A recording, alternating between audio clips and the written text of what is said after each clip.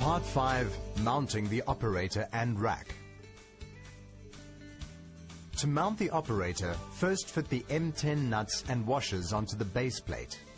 We set the height of the nuts to be 7 mm clear of the base to allow for later adjustment. Don't forget the washers. Now remove the cable entry knockouts from the operator. Feed your cables through these holes and lower the operator into position. Secure the operator in place using the flat washers, spring washers and nuts supplied. The D5 is shipped without oil in the gearbox. So if you're fitting a D5, fill the gearbox now. This is not necessary with the D3 as it uses grease in its gearbox. We will now show you how to mount both Centurion nylon RAS rack and ordinary steel rack. This is probably the most difficult part of the installation, so care must be taken to do this section properly.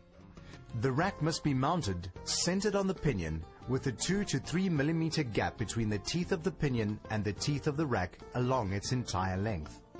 To assist in achieving the correct tooth gap, our installation hint is to raise the operator by an additional 3 mm, approximately 3 turns of the nut. Put the operator into manual override so that the pinion can be turned by hand.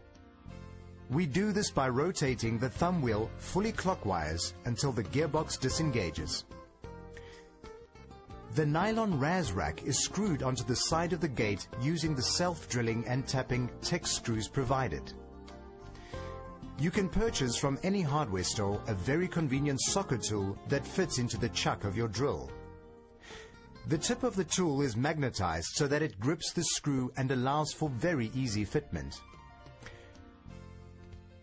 We always mount the rack starting from the right-hand side of the gate, working to the left. Do not confuse this with which way the gate opens or closes. Slide the gate fully to the left.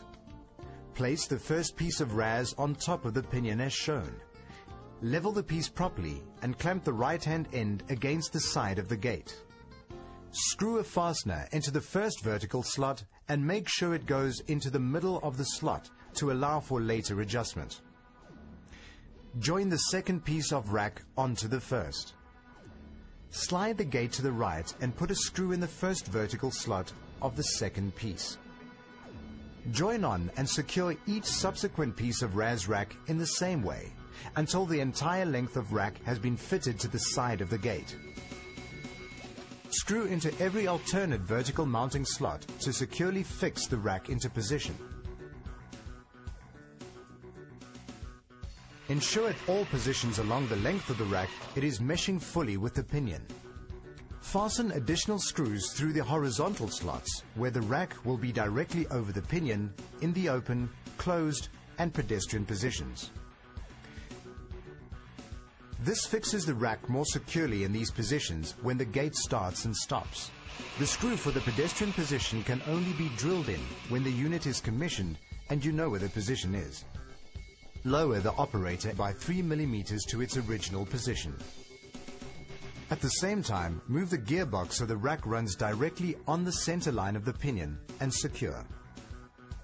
If you're using steel rack, follow the basic procedure described for RAS rack. However, instead of screwing the rack into the side of the gate, the rack is welded into position using the small angle support brackets provided with the rack. Allow for support bracket every 300 mm. When joining two pieces of the rack together, notice how we clamp a short piece of rack across the join to keep the correct tooth spacing and ensure a reliable and quiet running gate.